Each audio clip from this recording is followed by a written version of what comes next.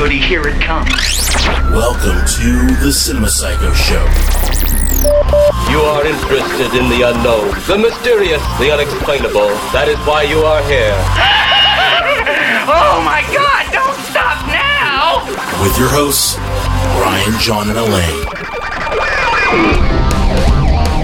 Welcome to the Cinema Psycho Show, the madhouse for film freaks and film fans of all types. I'm your host, Brian Coddington, joined by fellow co-hosts and filmmakers, John and Lane Woolscroft. Did anybody else see a shooting star? Ooh. Oh. I like it. I did. Oh. I'm coming of age. Oh, wait, no. I'm learning to be a father. And there's Which a one you gonna sci-fi be? element. Which one I'll you be gonna my own father. Ooh. Are you your own grandpa? When I spank myself, I can be like, no, daddy. Oh, man. Wow. And Wow. it took 14 seconds for him to be really, really gross. Technically, that's around 30 seconds. Oh, is it? But Okay. yeah, 30 All right. seconds. So we're back after a little bit of a break. Back with a bang, apparently. A little bit of a A break. little summer vacation or holiday. For our English Holiday. friends. Holiday. Yeah. We went on a holiday. On holiday. But, Sounds more fun. Yeah, we had to take a little bit of a break, mainly just because of life things. Yeah. Life stuff. But we're on episode 143. 43? 43, yes. 43. 143. We had to double check. 143. You know, it's so easy when we're on episode 5, isn't it? Yeah, right? 'Cause Yeah, we can we're at- count them yeah. and be like, this one, this one, this one, this one. But to be fair, I think we even, when we were starting off that early, it was like, oh yeah, we're on episode, what are we on again? Oh, 10. Okay. Yeah. So, but yeah. Listen, we're filmmakers. We aren't very bright. I don't do math. Yeah. We don't do Math math. is not our thing. So this is part 1 of a 2-parter on the retrospective of the directing talents Steven Spielberg. of Steven Spielberg, or Steven Spielberg for the layman. It's Steven. Don't confuse people, John. Steven. The director of Always, 1941, and The Terminal. Oh, good. Wow, you just picked all the best ones. You just You really picked the cream of the crop there. those I are just picked a few random. What are you guys talking about? the ones he's known for. Yeah, you know? everyone. Perfect. We all Empire of the Sun. Look, Fuck. we all have 1941 on 4K. Let's be honest. You can't do that while I'm drinking. Oh, my God. It's amazing. Oh shit. Oh, so funny. Yeah. So it's an extensive body of work, if you will, about a man who I would say pretty much epitomized a entire section of cinema. Like pretty much Yeah. the blockbuster to, I'd say, about the early 90s. You know, pretty much epitomized what people thought a film director was. Yeah. Yeah. And we had to break this into 2 parts as like for our filmmaker retrospective Yeah. that we're doing here today, because he is, whether you love him or hate him or anywhere in between, he's extremely prolific. Oh, It'd be sure. easy for me to say. Big words. Yeah. I mean, a lot of iconic films, and it's for Oh, yeah. us to like really break it down about him Absolutely. and everything. Yeah, we could be here all day. So we had to give you just a little nugget now. So- and A then, little nugget. and then that we'll sounds give you nice. dessert later. So what time period are we basically focusing on in this episode, John? So I would say from Amblin up to Hook. Yeah. went in That sounds good. Amblin. Yeah. You went in deep. Yeah.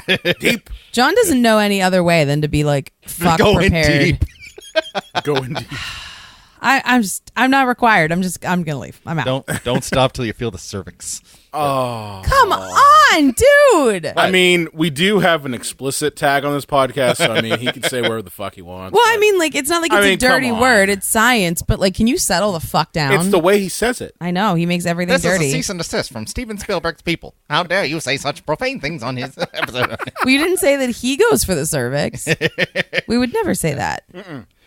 We would never want to get sued. Never.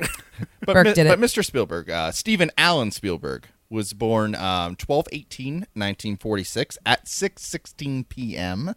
That is some Did you look research. at Wikipedia too? I was going to say, is that did you look at the scholarly articles for that one? You know, it's weird though because you get something in your head one way, and like he's in his 70s, Yeah. Oh, that yeah. He does doesn't- not seem like he's in his 70s. but like that still doesn't compute, and I think that's because he was so powerful and prolific when we were children. Yeah. And like I feel like I don't know, my brain cannot process him being in his 70s, that seems so old to me. Well, he looks good for his 70s. You know? He does. But he I mean, does. when you're a It's true. billionaire, you can have it. But yeah, he was born in Cincinnati, Ohio. Few notable things about him: he is the highest grossing filmmaker of all time. If you put all his box offices together, can Oh my believe God, that. can I you just can swim believe in that. that money like Scrooge Yeah. McDuck? he has that hands He probably down. does. Yeah. Swimming that money like I would. Some of his influences were Alfred Hitchcock, Norman Rockwell, Capra, John Ford, Victor Fleming, Stanley Kubrick, and Walt Disney. Some of the films that he saw growing up that influenced him were Godzilla, Lawrence of Arabia, Captain Courageous, and Pinocchio. The man is worth $3.7 billion, so Jesus. suck on that. Oh my God. Dear Steven, can you please pay off my student loans? Love, Lane. Well, in the research for this episode, too, I found the weirdest video on YouTube where it was like, to all the billionaires and soon-to-be billionaires, welcome back to the something club. And it was talking all about his wealth and not about like anything about his film, but I still found it intriguing. And they're talking about his yachts. It was wait a minute, all 4 of his homes. Wait a minute. Wait, yachts? Wait a Like minute. more than? How do you need more than one yacht? You only need one yacht. Well, he's renting out his one yacht while he gets a bigger yacht built. Are you serious? Yeah, because the yacht can only hold 12 people and 20 staff. So I mean, Oh, only 20 staff? Yeah. That's almost 2 staff per Just person. 20 staff? God, living like How, peasants. that seriously is peasant. What do we do how before many we had people- 20 staff for a yacht? Well, the question is, how many people do you need to clean out the toilet after George Lucas clogs it up after too many scallops? Well, listen, Oh, seafood's all running right through me. Oh, I need to remake your toilet. John, we would never say that George Lucas poops profanely after eating scallops. We would never say that. It's not that No. kind of podcast. That's not the kind of I would say, podcast though, we are. If he did, it would be his best creation since 1980. Ouch. Oh, man. I do think a steaming pile would be better than the prequels, though. No joke. You're not wrong. But to give a little background on him here, he went to California State University after USC told him to Suck eat it. Yeah. Wow. They're probably kicking themselves in the pants right now. Right, yeah. Well, those people are all dead. Well, he actually took up filmmaking when he decided that his father made shitty home movies, and he What? Yeah, he took the Brownie camera that his father had. Yep. Oh, it's and amazing. and everybody even said that the home videos were much better when Steven took the That's camera. so funny. Yeah. At 12, he made his first film, which was just his train sets running into each other, which surprisingly wasn't a metaphor for his career because he did the opposite. Well, Yeah. Trains running into each other. I was watching an interview with him, and I guess he said that he started off really just trying to, like with that particular movie, he was trying to emulate what he saw, in the theater.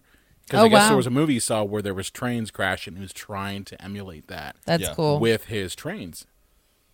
Which I think a lot of filmmakers start off that way. Right. They see something on movie or TV. It's and pretty they're like, common, how do I to do be it? very Yeah, it was Batman. influenced. Yeah. Yep.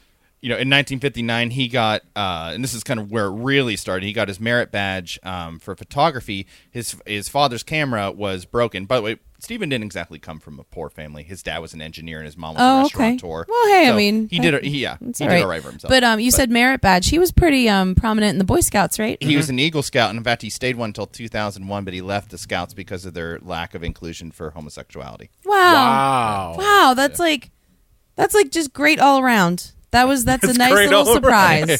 But Thank yeah, you for leaving when things weren't inclusive. That's awesome. But he asked the scout leader, since the camera was broken, but they had a video camera, if he could do a film instead, and he did a 9-minute 8mm film entitled The Last Gunfight, which he said after that there was no going back for him, and that was, that's where it all started for him.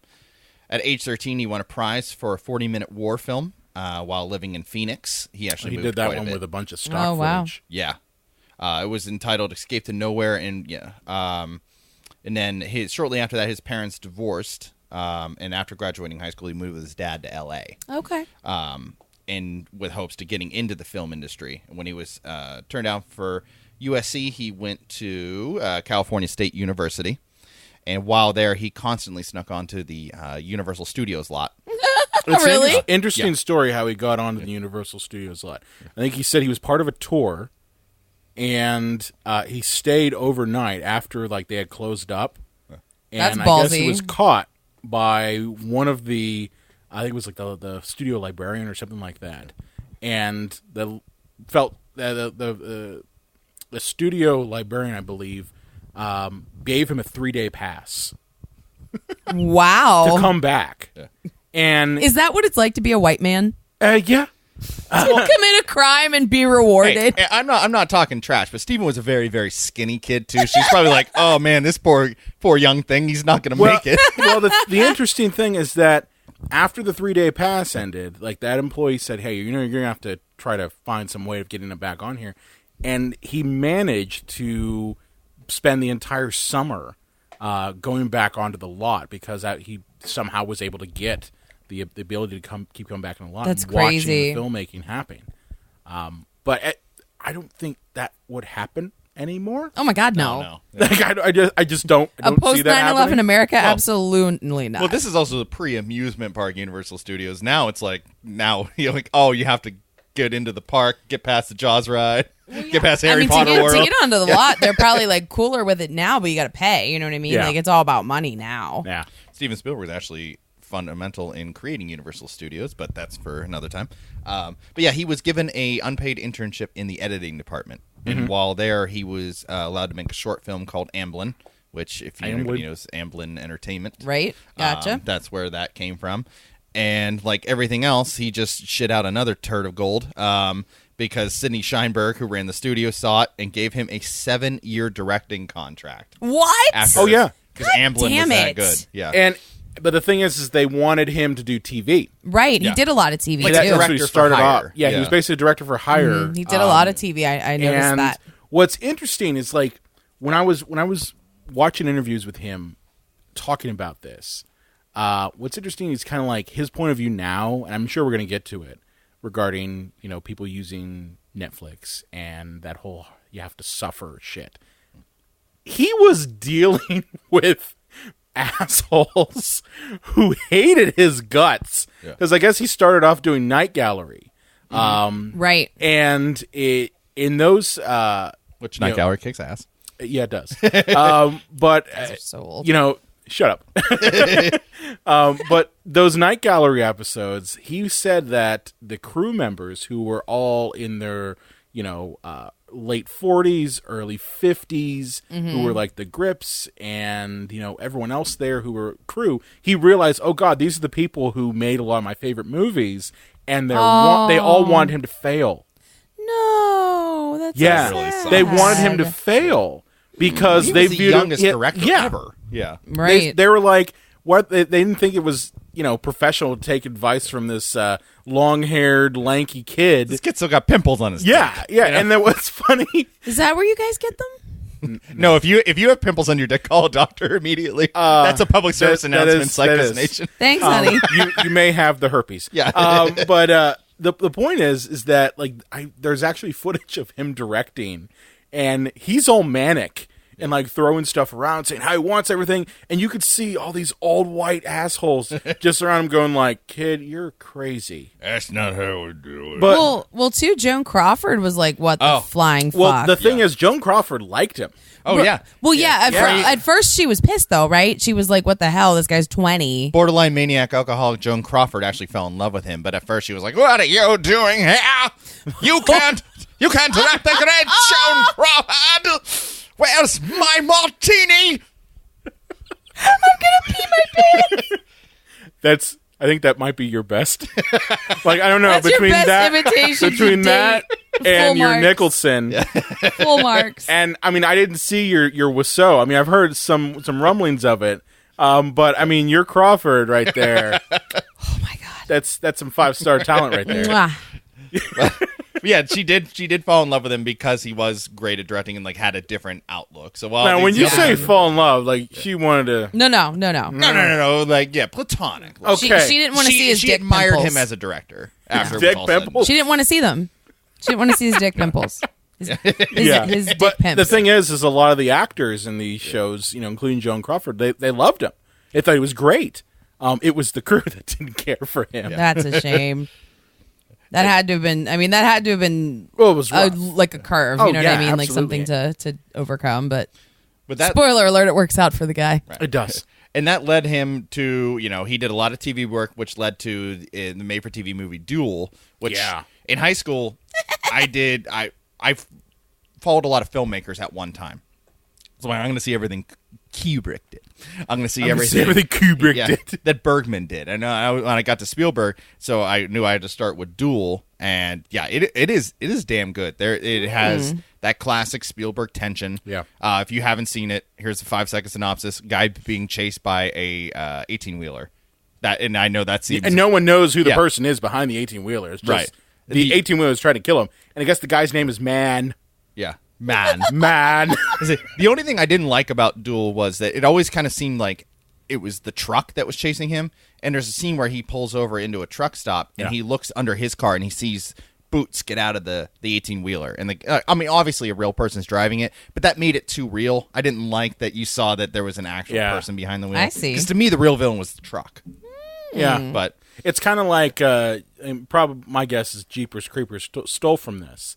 Yeah. Like that scene in Jeepers Creepers where Jeepers you see the Creepers. truck chasing. Goddamn Remember that Jeepers movie? Creepers. Hell yeah. When you see that truck initially chasing after them and you don't know who's in it, like that has a lot more terror than even when you get to see who the monster is and that sort of thing. So I definitely get where you're coming out with Duel, but and then what was interesting is it was supposed to be a TV movie, and they loved it so much they released it as a feature. like a temporary, a couple. They had to add key more cities. They had to add more footage to it. Which led to him trying to copy, I would say, better filmmakers at his time with Sugarland Express. Now, I was not aware of Sugarland Express. I'll be the first to say that Steven Spielberg, I like him, I respect him, but it's not someone that I would be like, oh my God, I have to see every movie Steven Spielberg makes. Now, I didn't know about Sugarland Express. I guess I did. Until I know you did, but that's cool. John and Dawson Leary. That's cool. Nice Dawson's Creek reference. You're welcome. Yeah. You're welcome. But the point is that Sugarland Express is kind of an oddball one because like William Atherton's in it and he's not an asshole in it. He's trying to be Coppola or Scorsese. Oh yeah. Yeah, with this. Because what time did this come out? This came out around the same time as 74. Coppola and Scorsese were hitting it big. Yeah. And it was finished for 73, but they didn't want to compete with The Sting, so they pushed it back like 6 months or so, and it came out in, I think, early 74. And it's basically kind of like a Bonnie and Clyde type film. And this is out of his wheelhouse because, it's not fluffy, it's not full of adventure and whimsy. This is... Yeah, it's not fantastical, and there's no real family element like that families can watch. I mean, together. there is family element to it. The husband breaks out of jail so they can go get their baby. Well, but I mean, it's I don't negative. know. It's I don't very know that you want your negative. kid watching someone break out of jail. I mean, it's not quite in the same vein, is what I'm saying. It's not that Spielberg nostalgia, right. Warm tenderness that you get from a lot of his films. Right. Fair. Goldie Hawn's in it. Really young Goldie Hawn. Yeah, and I think they thought she was going to carry it, but not so much. This is probably one of his least successful films in terms of box office. Right. I guarantee they weren't like, hey, that lanky ginger guy, that guy's going to carry the movie there. No, that's Walter Peck in Ghostbusters. Yeah. This man has no dick. Well, that's what I heard. But which obviously led to Jaws. We could talk all day about Jaws, but we did a whole episode. You guys on already did. Yeah. Which I listened to it. And I'm like, there's nothing I could add. We are not a damn experts. We thing. watch it every year. But yeah, so We'll briefly just hit on the fact that this was when Steven Spielberg became Steven Spielberg. He became a household name overnight. Oh yeah. Well, and the most important thing about this is that this movie could have and probably should have been a disaster. It should have ended his career. Yeah, It should've should have, killed- yeah. it I mean, should've it killed his should have been the worst, and like it was a career maker. Like it all just came together. The shark isn't working. The shark sank. Is that George Lucas? Is he on set? Oh, well, actually, here's the story we didn't tell on our Jaws episode. George Lucas showed up to set, and he popped into the mouth of the shark, and Steven Spielberg thought it would be funny, and he hit the control for it to, like, close its mouth. No! But it short-circuited, and it started crushing his, like, fat little George Lucas belly. He's like, oh, no! Turn off all I don't think he had a fat George Lucas belly back then. He did not. He was definitely- actually pretty svelte. He was really, really skinny too Turn off when he all was the a kid. garbage disposal in the detention unit! Oh! Yeah, and it nearly killed George Lucas. How how do you come back from that like at a dinner party? Like, remember that time I almost murdered you with my mechanical shark that wasn't working correctly? Like, that's a lot. There's a lot to unpack there. Well, the interesting thing about that, because I was looking into it too, so he kind of caused his own issues with Jaws, because I guess Sidney Sheinberg said, I'll build you a giant tank. You can have the shark in on the lot. Well, you don't have to pay for it. on the water, man. I'm a hip, young, cool cat. He filmmaker, insisted man. on the open water like a Because dumbass. I always thought, I'm like, oh, well, he probably didn't have any money, so that's probably why he did it. No, it's the total opposite. Yeah, they wanted to make him a tank, and he was like, nah. And then they ended up, I think, using a tank eventually for some Probably stuff. because he was so Probably beaten pickup down. shots. Yeah, exactly. I think Well, the scene like where the head pops out, like of Ben Gardner. But I think that's in a tank. I mean, I will say this though, because I wasn't here for the Jaws episode, but I think that all of that stuff basically forced him to come up with creative ideas. And really, I think if the shark did work, if he did play everything by the book, that movie would be really forgettable. That's what we said on the episode. really Absolutely. forgettable. We totally agreed. Well, they always said that this movie was a Roger Corman movie with money. Oh, yeah. And in many ways it is.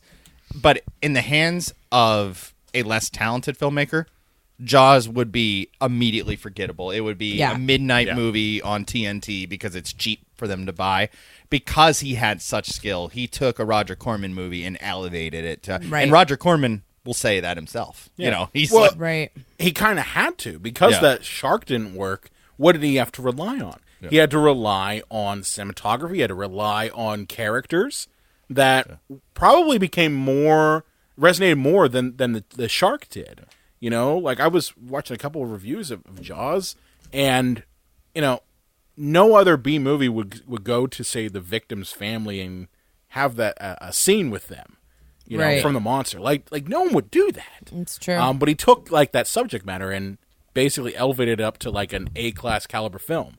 And that's something to be said for, a young whippersnapper who wants to make his mark. If they had an older, jaded filmmaker, even a talented one, like they would get John Huston in there, he would, I don't know, we'll shoot in a tank.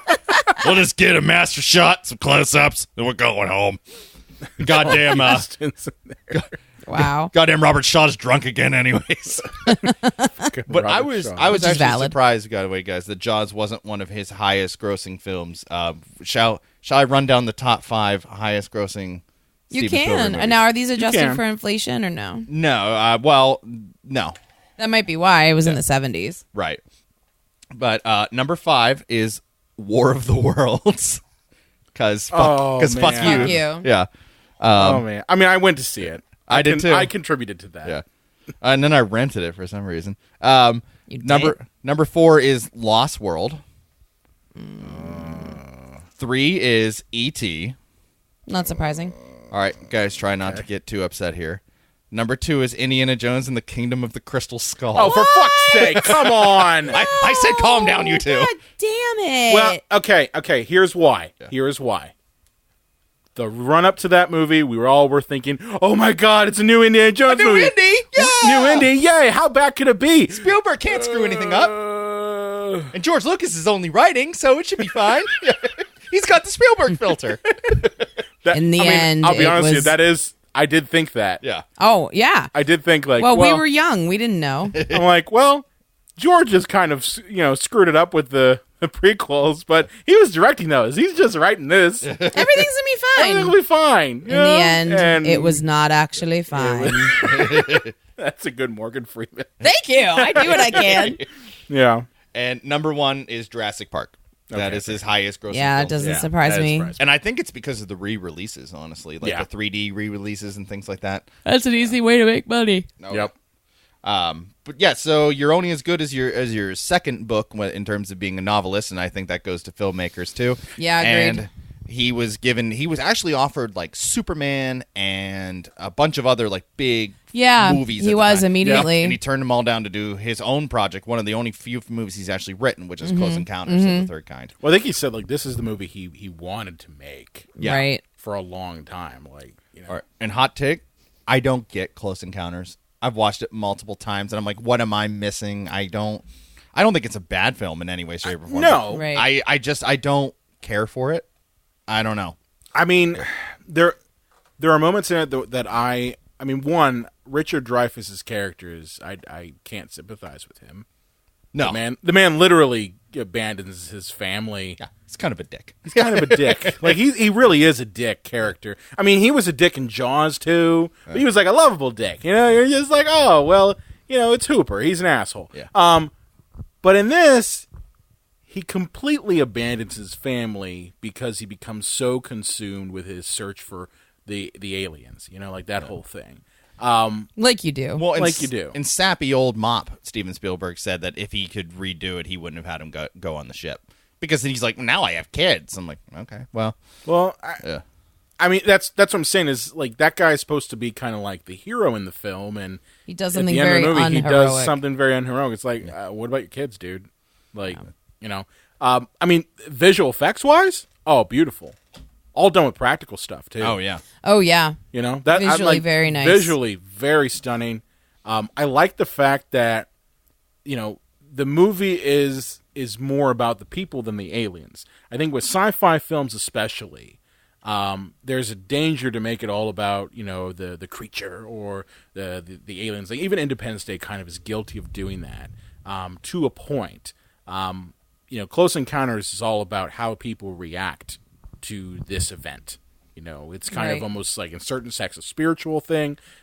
With Richard Dreyfuss, it's more of a personal thing, kind of like I need to know what happened. And it affects everyone individually, and you kind of that's the whole crux of the movie. And this hits a lot of his themes: broken families, distant dads, Literally, childlike wonder, coming of age, optimism, overly sentimental, happy endings, which I don't know if we can call that a happy ending. I mean, everyone who was abducted like comes back, Everyone gets what they wanted. Yeah. except for Richard Dreyfuss's wife and kid. Yeah. Fair. Thanks for leaving me. It didn't seem like I had a job in the movie, so I'm going to start. No, they didn't. Yeah. What was his job? Mashed potato mountain building. Mashed mountain building. And of course, the ordinary coming into contact with the extraordinary. Yeah. Well, and too, I mean, like that's science fiction, right? Like and we see that again. Yeah. You know. And of course, there's his tropes, which are the big four, like to say aliens, war, shooting stars, and John Williams. And I think he hit 3 out of the 4 with this one. Now There's no war. Did you know the story between George Lucas and Steven Spielberg? Yeah. Okay. Yes. Do you want me to get into it? Yes. So apparently, while Close Encounters was being made, See, I was going to say the story between Steven Spielberg and Tubby Toy Salesman. he Fraud. was not Tubby back then. All right, toy Come salesman on. fraud. Give him some credit. Okay, Steven and Quit his toy salesman slandering. friend. quit philandering Lucas. Okay, You didn't get fat till later. at least wait until like when we do this the prequels.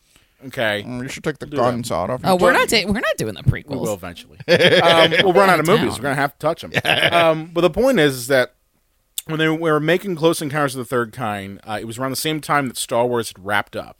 And George Lucas came over, and it was towards the end of the production, and remarked how he didn't think the Star Wars movie was going to do very well. That's the Star Wars, because that's what it was called back then. Damn. The Star Wars. It's like Chapter 6, Elder Scroll, the Luke Skywalker trilogy, the Star Wars. It's like, what the and on top of that, a lot of people, and I know we've mentioned this before, but a lot of people didn't know, but Star Wars, the production, nearly killed George Lucas. Oh yeah, he almost he did have a heart he had attack a during heart the attack. first film.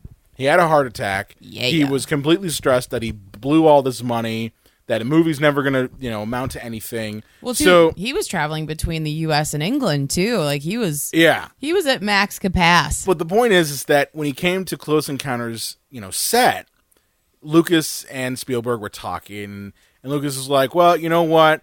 Here's what I'll do. If my movie's better, what was it? Like he'll get 2%? 2%. Yep. Yeah. So I guess it was like each of them gets 2%, or whoever's movie better gets 2%. Yeah. Yeah. And he's made Spielberg's made like $40 million. yes, he still gets checks. Still to this gets day. checks to this Wow. day for his 2% bet.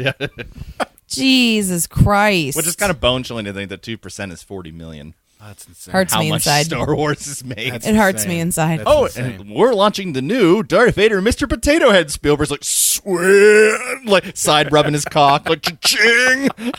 I think I have a Darth Vader, Mr. Potato Head. Oh, yeah, but interesting. Do you have a Darth Vader Mrs. Potato Head? That's not a thing. Then you don't really love Star Wars? It's a Princess Leia, Mrs. Potato Head. if Probably. if I had Probably.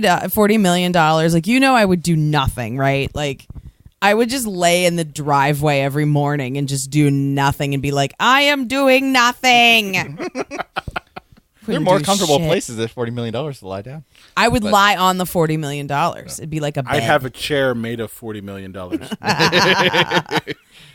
gold recliner. So like what happened after Close Encounters? What's the next one on the list? So, you want to like prove that that you're really the You man. still got it, right? Yeah, you still got it. That you're really the bee's knees in the Hollywood system here. So he does 1941 with John Belushi, Woof. and Dan Aykroyd, Yeah, no. and fuck me.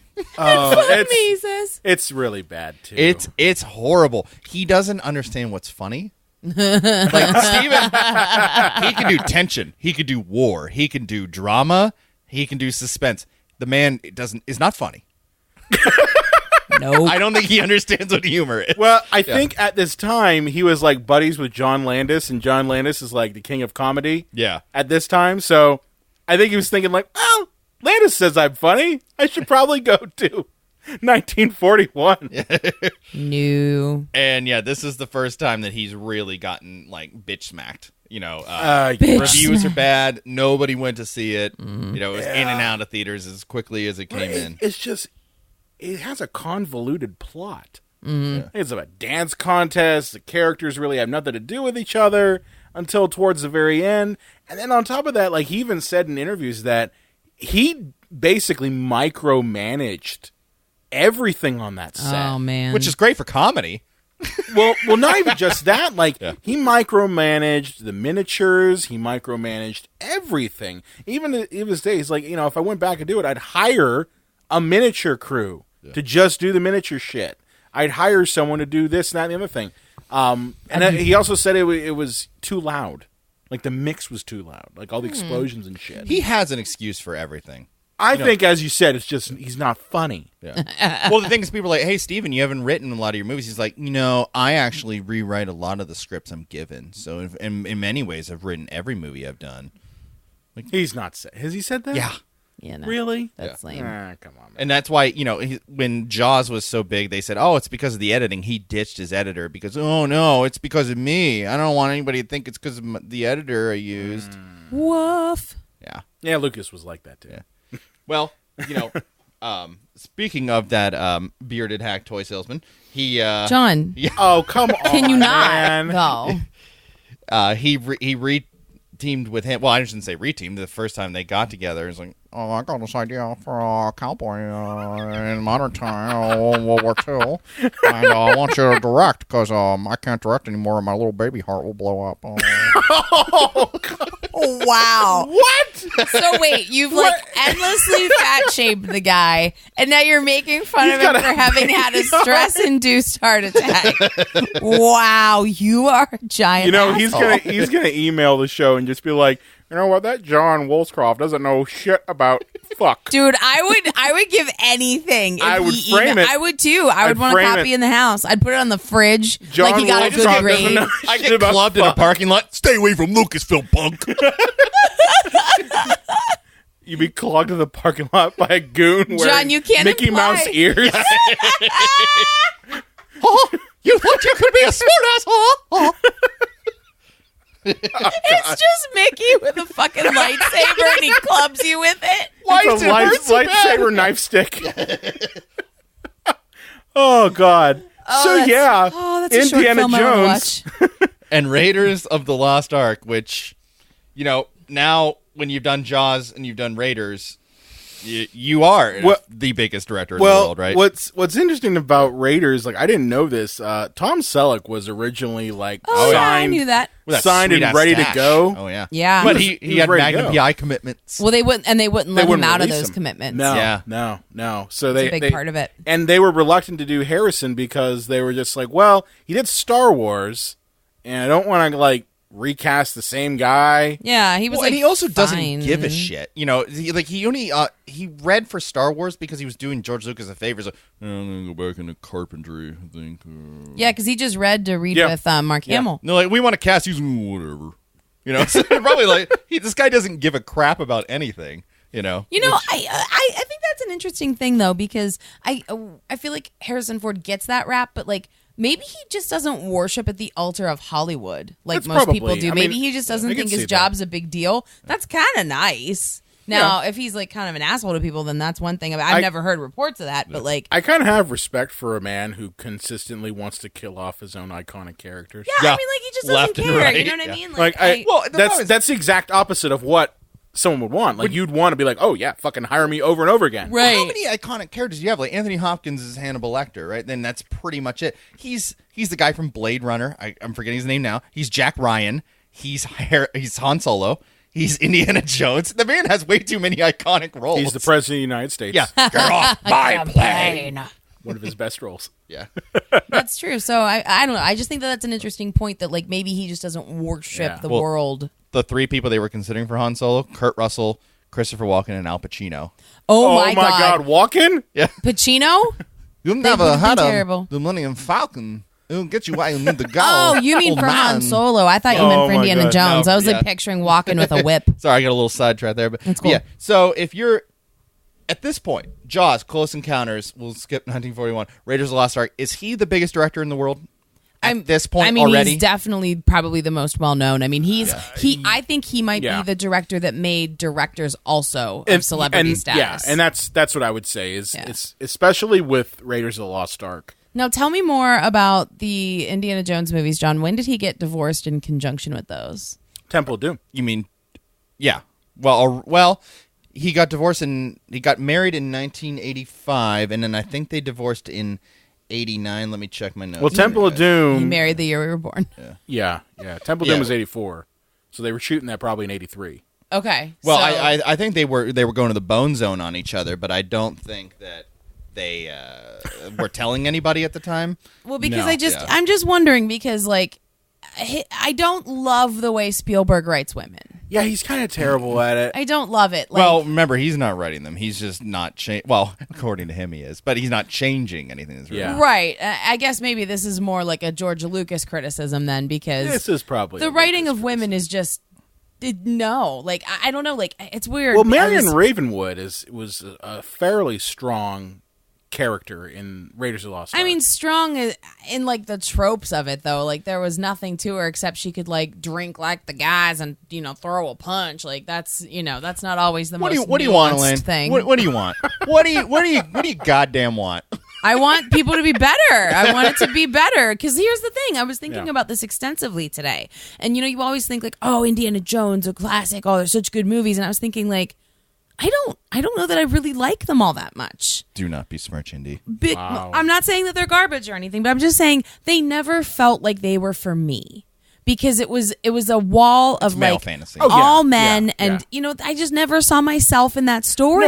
No, Because as much as Karen Allen was great, Yeah. When we have the couple movies later when you have to put up with Willie for 2 hours and you want to fucking hang yourself, like they completely cancel each other out in my mind because like I always liked Temple of Doom. I mean, I love I- Temple I of Doom. don't It's a care. guilty pleasure. like as a movie, And we'll get like there. I just like I said, I just can't get behind it because not only is she falling into a lot of like female tropes, like she's also a fucking idiot. I hate that so much. Yeah, she is a kind of a fucking I idiot hate in it the so movie. much. So I don't know. It's Her weird. character. It's not, weird because, like- not the actress. Because I mean, like, well, I don't know. Have you seen her performances?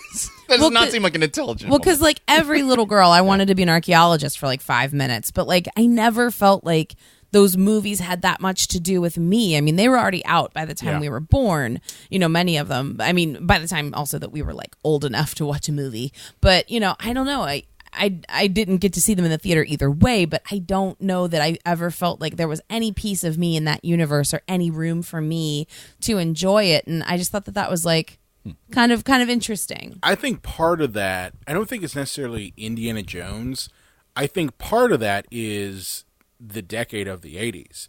I mean, the decade of the 80s, unfortunately, was very heavily, into the masculine type of hero. Reaganomics. Well, yeah, I mean, that's... I'm not trying to negate your point. I think your point is very valid. And like these you said, movies I just never felt like and there was anything. These movies absolutely were all male fantasy. Yeah. You know, that's absolutely what they were. They didn't have characters that were, especially females, that were very dynamic at all. Right. I mean, we talked about Batman having, Vicky Vale as one of the most Played the Scream drinking game. Seriously. Oh my God, Seriously, you'd she's die. one of like the most one-dimensional characters in the film. Just like a miniature Sheltie. But I Everything do think part of that is because of the decade. I think a lot of those movies were, geared towards men and that male fantasy. That's why you had movies like Rambo, First Blood, right? And all these other types of films. And that was kind of starting like the whole idea of having like the shit kicker as the leader in your film. Because the one thing I do like about Indiana Jones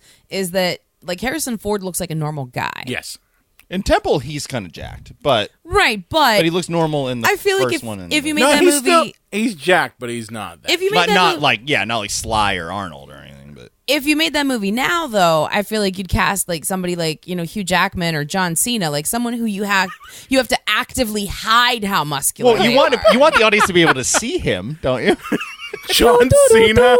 Yeah, wait, isn't it? Why is it just a Listen. mountain? Oh no, John Cena's on camera. Listen, he is staying in the business. I know because you can see those hair plugs, my friend. Like he is staying in Hollywood, and it's weird. I'm like, why do you have hair? This is very upsetting. Lane, to answer your question, he married Amy Irving in 1985 and then divorced her in 1989. They stayed close to one another in order to better raise their son. And the divorce settlement cost him, because he didn't sign up, get a prenup, kids, I believe was over $10 million, which was about, I think now about like what would be $100 million today. Wow. So Amy Irving's eating well. Yeah. I love Amy Irving though. She's an actress. I love her. And then he married Kate Capshaw in 91. Gotcha. Yeah. Gotcha. So then after Raiders kind of blew up, he made another iconic film, E.T. Oh, it's E.T.? Oh, okay. John, E.T. you've been saying it wrong this whole time. Your whole life you've been saying it wrong. And I think there would there's your Jurassic Park fans, there's your Jaws fans, but there are people that live and die by E.T. That's their favorite Steven Spielberg movie. I think it's not just to be a cynical film twat, but I think it's grossly overrated. Whoa. I don't find the puppet cute. I think it's the thing is, and it's going to be part 2 where we really kind of break down our real feelings about him as a filmmaker. We're kind of just going right now up until Hook, but I think this is just him at his overly saccharine, sentimental emptiness. Well, I think it's cute and charming, but I think he's so talented with his tone and his pacing and his editing and where he puts the camera, you kind of overlook that there's not much to E.T. I feel like you're biased though, just because you're a staunch Mac and Me fan. Oh, wonderful Mac and Me. I feel like your love for that movie clouds your judgment. No, I'm just kidding. Well, what I do think about E.T., it's a very simple story. Yes. Yeah. And you have to understand that going into it. And I think in the hands of a less deft filmmaker, it could be a real stanker. But It could be a Mac and Me. Just like Jaws was. No, nothing is as bad as the Mac and Me puppet. That thing gives me fucking nightmares. Well, the same thing, just like with Jaws, like in lesser filmmakers' hands. But exactly. I think it's one of those movies that you have to get wrapped up in the whimsy, and you have to really just fall in love with. You have to be that fairy charmed. tale kind of world. And I never got there. That always hit with me. Well, I never had any problems with E.T. And I feel like, especially with you, John, like you're rarely charmed by things. It makes me sound like such an asshole. No, I mean, like you respond. I hate everything. You respond and get stimulated by things in other ways. It's not always like something charming, you know? Yeah. No, for me, I definitely bought into it. I think with E.T., what rings true are the performances of the kids. Yeah. Drew Barrymore does a hell of a job. I think this was what her first role? I think so. I believe so. I mean, it was think her like first role. Commercials, like when she was a baby. But yeah, the first movie. Yeah, like Drew Barrymore was great in She's it. so Henry young. Thomas. Henry Thomas is really good. Yeah, and that's this something. is like 6 months before Drew started weed, right? Maybe. Yeah. This is and this is something I'm going to discuss more in the next episode when we have more work to discuss. But I want to talk about him as a filmmaker working with children and how that experience has got to be different than working with adults. And he shows skill in that arena for sure. Well, to a point, because Right. Hook not so much. Well, nothing's good in Hook, but No. we'll get there. Oh, Yeah. you're gonna get some hate.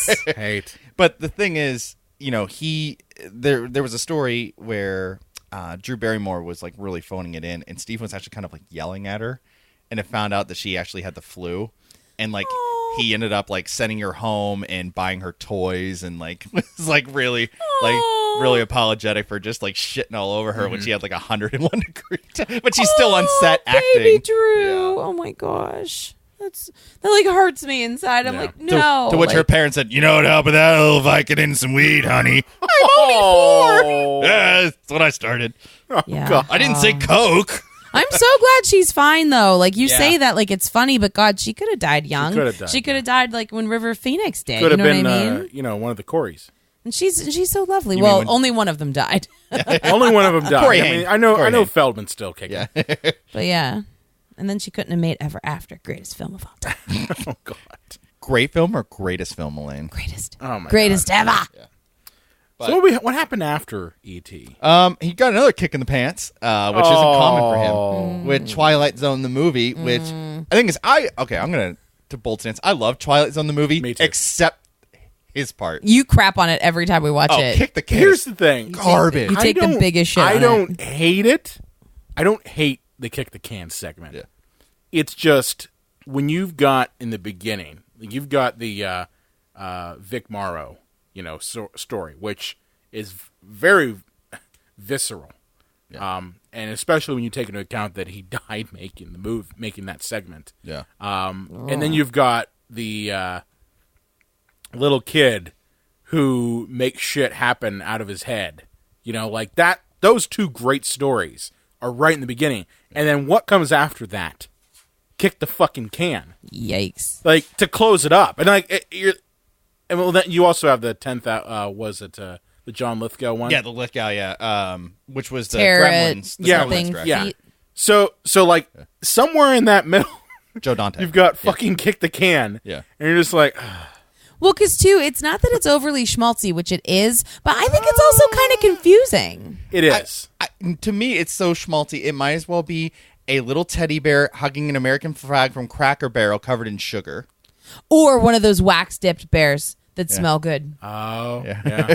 You know what I'm talking about. Your grandmas have 'em. Or just an IV of straight sugar right into the bloodstream. Glucose. While your grandma reads you Goldilocks, But the thing is there are times when I'm watching that one and I'm like going like, well, I do kind of feel bad for, because at the beginning of it, it's an old person who's waiting for his kids to show up and they don't want to show up. Yeah.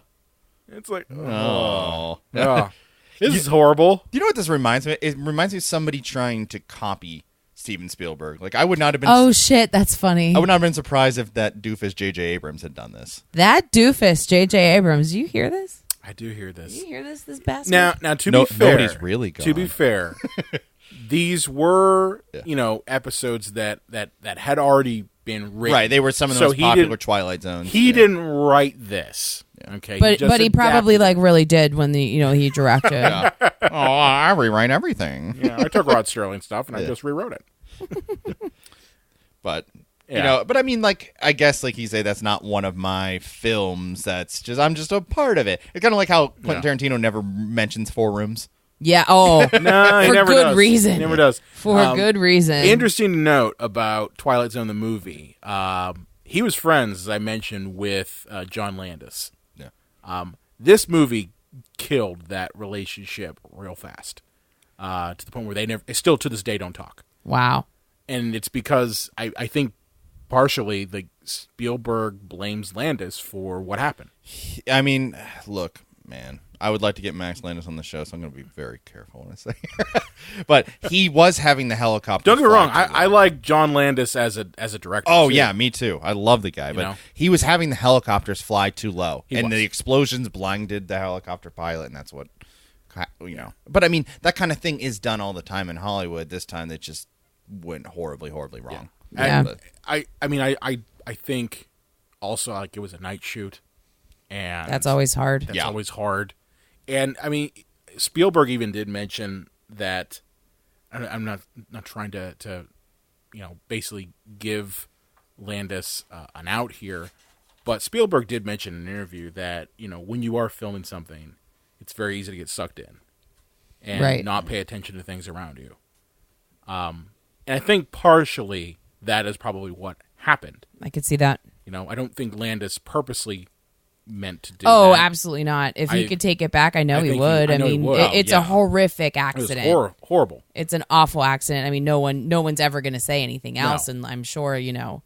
it was certainly not the intention. It's just, 9 times out of 10, like, the filmmaker probably would have gotten away with it. This just was the 10th time. Yeah. Well, we talked about in the show the thing with Kill Bill where, the Uma Thurman crashed the car and like messed her up real bad. Like, that kind of thing happens when you're trying to get like, I want the realism of the shot, and people get hurt. And you push things too hard. On Back to the Future 2, one of the stuntmen were almost impaled by what should have been sugar glass where they go through the City Hall building. Shit. And they were this close to dying. Well, you heard recently about one of the stuntmen on the web series Titans.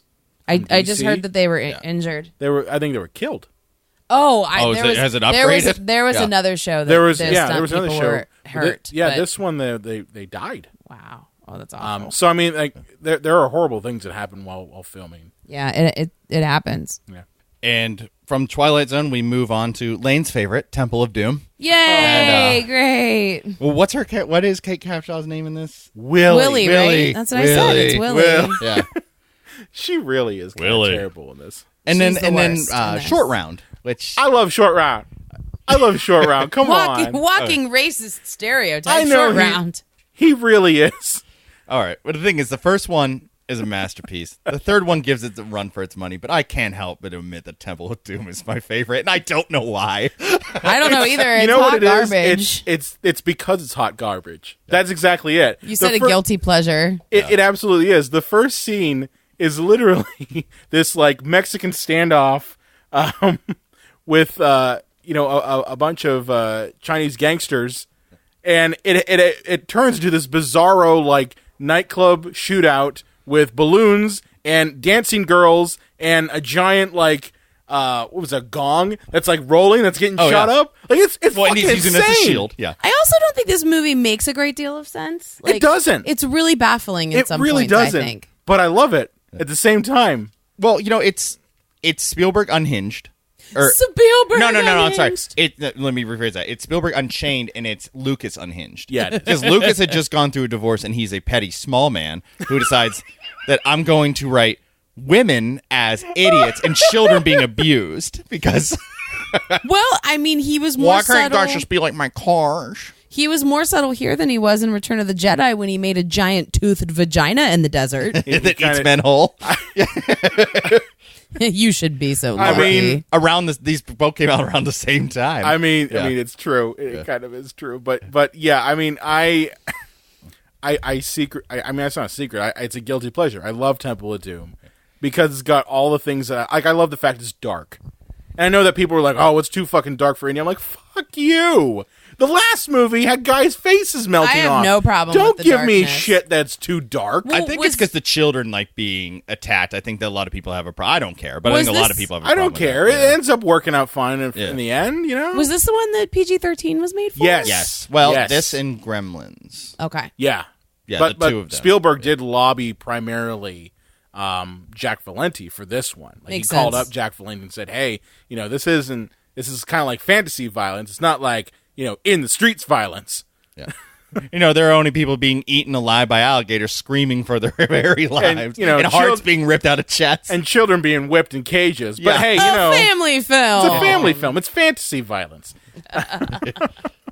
But yeah, Lane, I couldn't agree with you more. Like, Willie is the most obnoxious woman stereotype that you could think It's of. really bad. And I don't know why Spielberg didn't, like, rope Lucas in. I think it might have something to do with, like, the next couple of films he did. Well, he was going through his own divorce, too. Yeah. Like, they both were. Yeah. So he was probably just like, yeah, put her in terrible situation. Yeah, he was like, I don't yeah, care. go ahead, cover her and maggots and shit. Make sure she's dumb as a bag of hammers. Just two bitter white guys that came from upper class families just sticking it to women. Thanks, guys. Yeah. Yeah. So what we got next? So yeah, this is what I like to call like his thoughtful stage where he wanted to prove that like he could do things like a little smarter, a little more profound. Yeah. He did The Color Purple, Yeah. Right, that's right. his Oscar bait movie, which is a very interesting because it was up for like 12 Oscars or something insane and lost them all. Wow. Yeah. Yeah, and Is that an accomplishment or no? Like, Well, it's when you go to the playoffs, but you don't win the big game, right? well, it's when you have the number one record, and you're like the guaranteed winner, and you get out in the first round. I think also part of it is the movies that Spielberg had made prior to The Color Purple, they were popcorn films. Yeah, we got Indiana Jones, we got E.T., That's what I'm saying. Jaws, And what do we know about the Academy? They hate popcorn films. That's fair. Hate them. So, the king of popcorn films makes a good movie like The Color Purple, and it gets nominated. Yeah. Do you think they're going to give him the award? No, they aren't going to do it. It's the same shit that Lucas, he couldn't get any Oscars after, the first editing. Star Wars movie came out. And Marcia Lucas got that one. Well, it was editor. the reason why was because of his, feud with the Directors Guild. That's the reason why. They wanted. Was that why you think George Lucas never was nominated again? Yeah, I do. No, I'm being serious. I think the reason why Howard Duck should have been up for a few awards, right? No, I'm saying I'm just saying like Empire. A lot of people consider that to be the best of the trilogy. So like a producing Oscar or No, writing I'm Oscar? I'm just saying like he was never nominated for another Oscar, Right. When it came to Star Wars. And I truly believe that part of it is because of his feud with the Directors Guild, because he refused to put opening credits At the beginning of his movie. At the beginning of his movie. Would have ruined Star Wars. So It's good true. for him Yeah. for fighting on that Yeah. one. But yeah, this is a fairly heavy movie. And, It really is. The Color Purple, right? Yeah. Yes. Okay. Yeah, not Star Wars. Proper nouns, pal. Yeah. Sorry. And it's a very good film. It's funny that he at the Oscars we lost to Richard Attenborough, which he would then later have play John Hammond in Jurassic Park. Yeah. Oh yeah. Keep your friends close and your enemies closer. And your competition closest. Yeah. But but there was and how much we put on the Oscars is a good note on that though, because people were saying how he got robbed because he wasn't the film didn't win anything and that he didn't win anything, and I don't know if I don't the buy film is based on how many Oscars it did or did not win, but this is clearly him stating that, look, I might be the shark guy and the alien guy, but I'm also like a big time serious filmmaker. Well, and this is also, and he got shut out. This was also his first time making I say accurate historical based film. Like you could say Indiana Jones. It's not. It's fantasy historical based film. This is it's an like accurate Inglourious portrayal. Bastards and Indiana Jones are in the Yes, same kind of universe. Exactly. Yeah. So I think that's the one thing is this is his first stab at trying to make a historical film. Now, I mean, there have been criticisms of The Color Purple saying that it does kind of, gloss over the South a little bit and kind of give it a little bit of kind of like a little bit of a charm. Oh, hell yeah. Do we expect Steven to take any risks, really, though? No. He should have. The characters are great in this movie, though. I mean, you've got Whoopi Goldberg in one of her first films. And the thing is like, what's nice about it is, And Oprah. and Oprah too. Oprah's great. Oprah's fantastic. Yeah. at She's really good Danny in that. Glover is horrible. He's a piece of shit in this movie. Hey, if it's not Lethal Weapon, you don't really want Danny But Glover. true. what's interesting is like Whoopi Goldberg. You see her in any movie, and you kind of have in your head this idea of what role she's playing. And in this, she's not that at all. She's very much in the character, and I think does a fantastic job in it. Yeah, and he follows that up with his first true foray into, unless you count Raiders, into wartime with Empire of the Sun, which most people have not seen. I'm guilty. I have not seen it. I've seen trailers for it, and what always creeps me out about Empire of the Sun is that Christian Bale, even though he's like 11 in this movie, his face looks like I know, a he looks the grown-ass same. man. I know. Well, what creeps me out is that just some people have talent, like pure raw talent. Like Yeah. he's like 11. he's really good in that movie. Yeah. Like it's unreal because I mean I've seen movies of actors I like very much now and they haven't been very very good in their first roles. He's a kid and he's great. He's got a weird face. I mean this could be my Newsies love coming out. Well, when American very good Psycho in that, came too. out, he was only like 22 or 23. He looks like he's 36. Yeah, well, I mean, too, like, and he's great in that too. Like, some people are just so good. talented, man. Like, But I was just always creeped out by the fact that he's like, his face, like, he has like a little kid body, but man face, which is the opposite of Leonardo DiCaprio, who didn't get man face until he was like 40. Yeah. Well, he also still doesn't have a man body. He still looks like a bitch head to toe. Wow, is he on the wall? Is he on the wall? Wow, you don't like DiCaprio? Why don't you go fight for another Oscar, you little weasel? He doesn't. He doesn't like DiCaprio. Oh man. Look forward to our Tarantino review of Once Upon a Time in Hollywood starring Leonardo DiCaprio. I wonder how that's gonna go. He actually looks really good in it, actually. But I hate to sound horribly uneducated here, but the movie is so fucking boring and it's so goddamn long. It's really long. It's God. 2.5 hours. You didn't watch it all in Empire one of the stretch. Sun? Like John stretched it out over like a few days, and I was like, "You're still watching that fucking movie? Like, how long is this gonna take?" Yeah. Because I watched some of it with you, but like Hey, Lane. it took you a week. Do you want a Hershey bar? Yeah. Yeah, me too. You got one? It's a recurring line in that movie. Excellent. Oh really? Excellent. For anybody for our Empire of the Sun fans, you're like, I was gonna say. got you. I was gonna say I didn't get it. Any Empire of the Sun fans? Anyone? And begrudgingly, because of a handshake deal, he returns to Indiana Jones. What we thought was one more time. Hey, there's no begrudgingly bullshit. didn't wanna do it. The man is making 2% off of fucking Star Wars for the rest of his life. He can didn't shut wanna up and make do. it. He Tough didn't want to make shit. Temple of Doom either. Tough shit. Yeah. Life's shit. hard, isn't it? Yeah. Tough shit. Because you know what? Here's what it comes down to. The movie before Indiana Jones, in the Raiders of the Lost Ark was 1941. Yeah, that movie saved your career. So it saved your fucking career. Shut the fuck up and make the damn movie. That toy salesman scattered script saved your life. Yeah. Don't give me Wow. that shit of, I had to be pulled into it. Fuck you. But there's a reason the movie ends with them riding off into the sunset. 'Cause it's supposed to be the end. No more goddamn Indiana Jones movie. Because it was the end. It was, Yeah. and honestly, Last Crusade is the perfect third film. Yeah, it's the perfect In my ending. opinion, it's the perfect third film. Now, is it a little bit repetitive of Raiders? Yeah. But this reminds me of like the Nolan Batman series. Like 1 and 3, begins and rises. It almost seem like they're part of a different world than Dark Knight. I can see that. And this is exactly that. Like Temple of Doom just seems like it's on its little mountain by itself, and these two movies like are part of like the same franchise. I buy that. That's also because the fact they were like, oh damn, we can't do that again. Let's not do any little like wisecracking Asian kids or dim-witted women. Let's go back to Nazis. Well, because they did the second one the way they did it as a prequel because they didn't want to like foray into Nazis too much again. That's what I read. Yeah. But I mean, Nazis are the ultimate bad guy. I have no problem with Indy punching them in the face. They still are the ultimate bad guy. the ultimate bad guy. And yet here we still Brian, are. there were good people on both sides. No.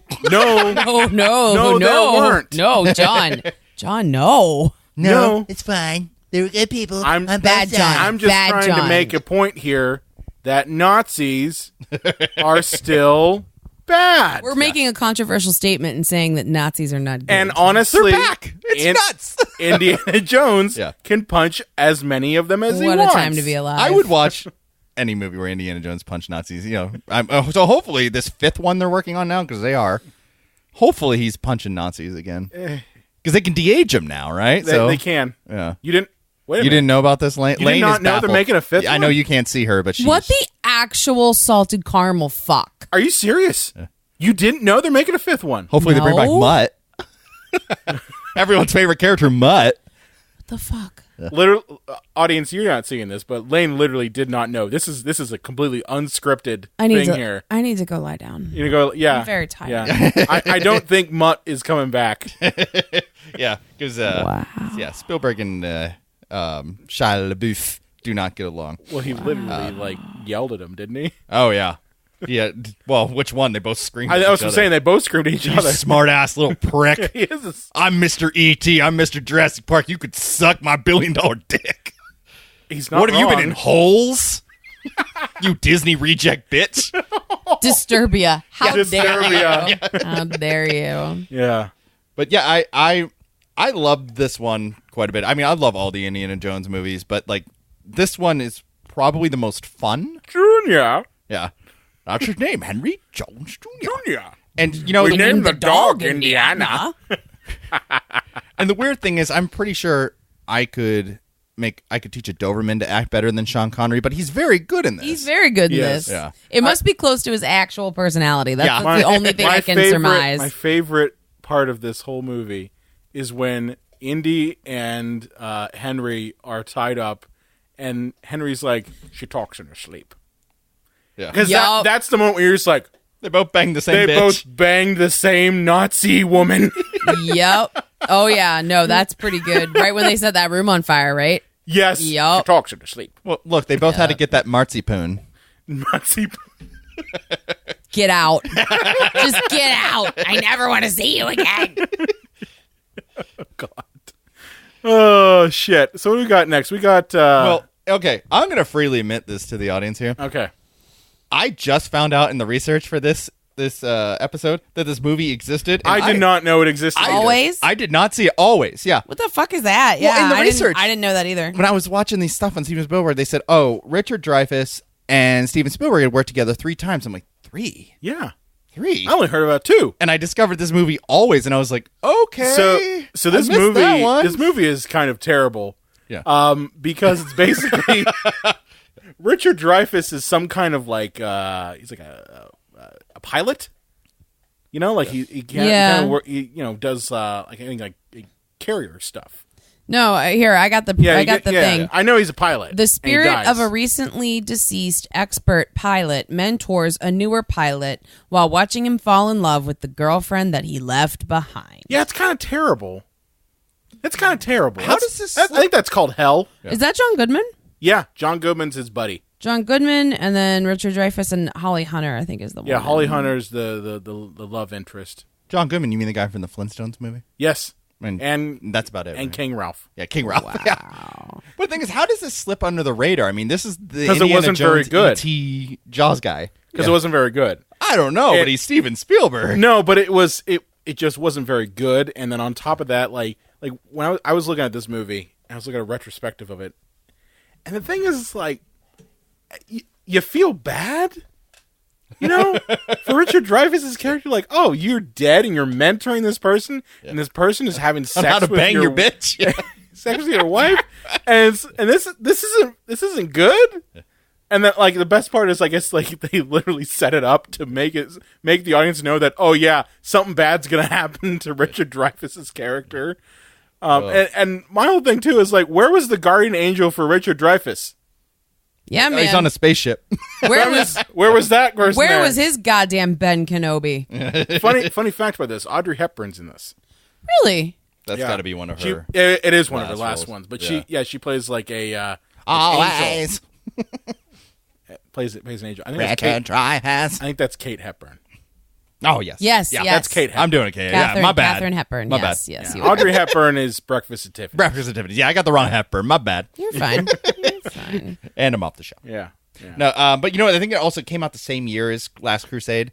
So I think people were probably Spielberg out. Oh, yeah. you know. Probably. And it probably came out like, I'm guessing like Last Crusade, I know came out in the summertime. Right. Because it came out right with Ghostbusters 2 and Batman. Yeah. I imagine this probably came out of the holidays and it was probably lost in the shuffle with like. This was their holiday probably movies. November, Christmas, October. You know, like their Oscar bait stuff. And that leads us to Hook. John's favorite movie. Yeah, hot take. This movie's garbage. John hates this movie. No, he thinks it's okay. terrible. Really? He thinks All right, it's I terrible. will say this. I have nostalgia goggles. That like if it's on TV, I will watch it because I did like this movie as a kid. But when you get older, you're like, huh, this is kind of a bag of hot sick. It's just like all the characters' motivations are odd. The plot doesn't make any sense. It's over the top. The acting is horrible. It's just not there. John's not a fan. It's tough for me because, as you said, I was also a fan of this movie too. Like I had all the Hook shit. The I Rufio had toys? I had the sword. Remember the plastic sword? Oh, I did, That yep. if you hit it, it would clang and make noise. I also had like the Hook hand thing that had like 3 different things that would pop on. Oh, don't get me wrong. They got me for all the toys. They got me I had all the toys. Yeah. Sick merch. Sick merch. No likenesses on that merchandise, by the way. There's no like Robin Williams face. That's it. That's At written all. in his contract. Yep. Yeah, and because he won't market to Well, children. none of them had like their likenesses on any of the toys. Oh, interesting. But the same sort of deal. As an adult, I absolutely can see some of the problems that this movie has. Like I have no problem with the premise. Like it makes that's fine. I get it. Peter Pan grows up, becomes a shitty asshole, and Captain Hook steals his kid, kind of forces him to kind of go back to not being a shitty asshole anymore. I get it. Okay. Things I have problems with. As you said, some of the acting's really bad. Like, what's his face? The kid from Can't Hardly Wait. Just sucks ass. Yeah. Charlie? Is his real name Charlie, or is that a character he played? I think Charlie's the kid, the name of the character in the movie. You mean like Peter's son? Yeah. Yeah, Peter's son. Because he You was had in a a problem couple. with him? He was in a couple He movies. was in What About Bob? I think he was Yeah, fine. and Dick Tracy. Yes. I thought he was fine. I think there's okay. a reason he's a lawyer now. Well, he was okay. I didn't have a problem with him. Charlie Korsman. Yeah. Oh, his name is Charlie. Okay. Hold on a what's second. His name is Charlie. Let me see his last name. Korsmo. That's it. Korsmo. Korsmo. No, He's an assistant professor of law. Like Wow. he Good for him. used all the funds like for when he did movies as a kid, and he just used it Good all for to him. go to like college and grad school That's probably the or smart thing. in law school. Excuse me. That's what he did. And then he played Jack. Yes. Jack. Okay. Yeah. No, Jack. but I didn't have a problem with that. I had a problem with like the little girl, like Peter's daughter. Maggie. Yeah, she was completely underused and annoying. She was a little doll baby in that. Like they thought that her being cute was going to be enough. But like they break out into song with her for one moment. I'm just like, It's Empire of the Sun again. yeah. I'm like, Yeah. it's annoying. I thought the sets were amazing. I thought the visual effects were sure. amazing on this too. like set design and the whatnot. set design one, and I know that some people complain about that and say, "Well, it's too over the top." Fuck you! It's fucking Neverland. Yeah. Get over it. Okay. I did think that Robin Williams was kind of unleashed in certain moments, like especially once he becomes Peter Pan. Like he's kind of let off the leash a little bit and said, "Okay, go nuts." Yeah.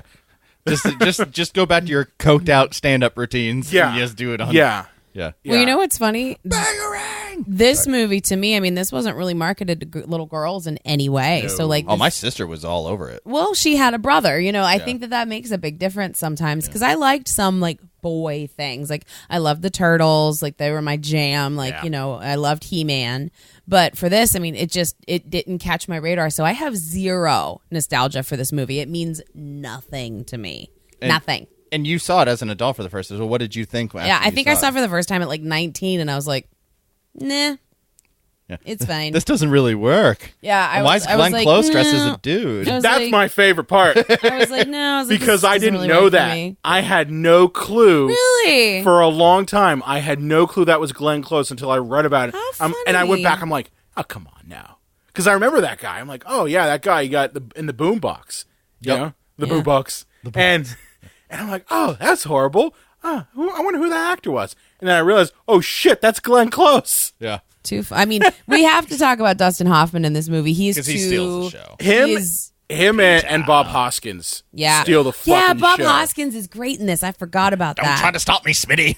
No, it's me. It's me. It's me. It's me, not It's Smitty. me. Okay. So me. Don't try to stop me, Smee. Yeah. Yeah. Oh man. But yeah, yeah, he he's fantastic. He basically holds his film together. You know who really actually propositioned for a role in this movie, and when he for Peter, but when he didn't get it, he put a curse on Steven Spielberg. Michael Jackson. I wanted to play Peter Pan. He did not put a curse on it. Yes, he did. Yeah, he went. Are you for real? He went to a voodoo guy, like a Haitian voodoo guy, and put a curse on Steven Spielberg. How'd that work out for you? Because you're fucking dead, Mike. And How do you? He just John, made the post. John, how do you know that? How do you know that he put a curse on him? Did you read that? Yeah. Oh, I can't believe that Wow. like reports of Not that even were for this. found. It's something that I knew in the back of my old knowledge. You're full of fun facts. Wow. Thank you. Yeah. Yeah. Now what's interesting is we mentioned earlier about how Steven Spielberg kind of excels at directing children. I would say that's not the case in this. I think maybe there were just too many parts to this. You know what I mean? There's just too many fucking kids. Yeah. The kid who played Rufio was fine. Yeah, he wasn't bad. Well, that's the thing. The Lost Boys are terrible. It's a few of the key Lost Boys are good. Mm-hmm. Okay, like the really fat kid. He was kind of cool. You know, I mean, aside from his rolly ball thing that he does, it's like, haha, let's make fun of the fat kid because he's fat. Meanwhile, yeah, and you could just the enemies could just move an inch out of the way of it. It's true. And like we said, I mean, I think Charlie Korsman was fine in this. Like, Yeah, I don't have a I didn't problem have with a him at problem all. with him. In it. I had a problem with the little girl. I think his acting was subpar, but I also found the character to be unbelievably grating. And I Okay. was like, if I was Peter Panning, I wouldn't want my son back. I'd be like, keep him. Hey, Phil Collins, tell Hook to keep him. This is why you don't have children. Reason 8,400. I'd ask for the little girl back. You keep that one. The thing is, He's already dressed up like you anyway. The thing is, the dad flies in, saves the little girl, you know, and she's like, I want my mommy. Like, my good thought is mom. I'm like, bitch, he just saved your ass. How about dad? Wow. Oh yeah, but You know what? I'm going to go back and just make out with those mermaids under the sea again. the other thing that we haven't yet mentioned about Hook, Tinkerbell. John gets upset. The thing is, I find Julia Roberts so grating anyway. I'm not a Julia Roberts fan I usually either. don't care about Julia Roberts. Like I'm just like, oh, well, she's in it, big deal. Yeah. But in this, she's really terrible in it. I don't know. I mean, And then apparently, This was one of her first movies, right? no. No, she did a made Pretty Mystic Woman. Pizza around like 84. No, this is Gwyneth Paltrow's Yes. first movie. Yeah, thanks a lot, Steven. You fucking prick. He's like friends with Blythe Danner and stuff. And she was just in the back seat one day, and like a creep, he's looking in the rearview mirror. He's like, I'm going to make you a star. Not creepy. Not and that's not creepy. creepy if he's just looking for an actor. All right. But It's creepy that, you know, that little girl grew up to like tell women to steam their vaginas, you know, for wellness. But She's crazy. look up her goop shit. Goop. That's her Goop? like lifestyle thing. Yeah, she Look it up. steams her puss. Fucked out. how do you Fucked up. steam your puss? You put like a humidifier up your like Vagina. hee-haw. And like Really? you can steam it out. I mean, this is not medical advice. Don't fucking do that. I was gonna say, she like, was that- saying that you That should. seems dangerous. Yeah, And her ass no. becomes a tugboat. Yeah, let's It's not. got to go somewhere. Wow. Let's not Wow. say but, we did. But no, I felt that it was kind of weird that Tinkerbell wanted to have sex with Peter Pan. She wanted to bone him so savagely. It was And- very weird. And here's the thing. I guess in the original cartoon, that was a thing too. oh, she's in love with him? Yeah. I mean, Tinkerbell's always in love with Peter. I didn't but know I that. didn't like the way they handled it in this movie. It's like, didn't look, know I'm that. big now. Now like, you can, yeah, you know. yeah. Well, so you I'm can like- get big I'm like- now. I'm like, We can tinker. tinker her bell. Yeah, I always thought that was kind of weird. Like as an adult watch, I'm like, Tinkerbell wants to fuck Peter. Oh, yeah. Even the cartoon one does. It would have been great if they had just had like a graphic sex scene. He's like, you almost there, Tink? I can't come unless you clap. Or she's just like, let me be your happy thought. I'll make you fly. At the end of the movie, oh, Mara, by the way, I gotta fuck this like tiny little fairy. When I was gone. You know, the kids were in mortal danger, but I just had to I had to bang that fairy. I had to tinkle my whistle. You know what I mean? I spread my pixie I had dust. to tink and her stink. Fairy dust all over the place. I covered her in fairy dust. She got too clingy, so I said I didn't believe in fairies and she died. We are horrible people. We are the worst fucking people ever. Hey, at least we didn't direct Hook. Oh, damn. Hashtag I want to tink in her Damn. stink. Hashtag tinkle stink. Hashtag tink in her stink. Oh, damn. But at least he came back strong with his next film. What is that? Tune in next week, friends. Oh, do you see that? Do you see that? I love it. Wow. Yeah, you're leaving it on Hook and Tinker Stink. We did a whole lot of Spielberg, guys. Yeah, we'll We go. did. Well, next time we'll go from Hook all the way to Ready Player One, and everything he's got going on, and we'll break down our true feelings about Mr. Spielberg and where he stands in the annals of time. So that'll be next time. Okay, so John, where can they find you at on the Twitter machine? Hack Fraud Toy Salesman. No, the Unreal J Wolves. John actually changed his handle to @ChubbyGeorgeLucas. at Bearded Toy Whore. I want that for my Twitter handle. My real handle is LA_Croft. I'm at Brian Conthouse. We're on the Psycho Show page. Be sure to like us on Facebook, Twitter, Instagram at Psycho Show. You can also find us on the Epicast Network at epicastnetwork.com. If you have a favorite movie or question you want to throw away, or you want to share your fond memories of Hook and weird Peter Pan tink You know sex, that's fanfic. You know that is I know explicit fanfic. You can contact us at cinemapsychoshow.com. Make sure to subscribe to us on Apple Podcasts, and we will see you next time. Peter, why do you have glitter on your cock? Epicast.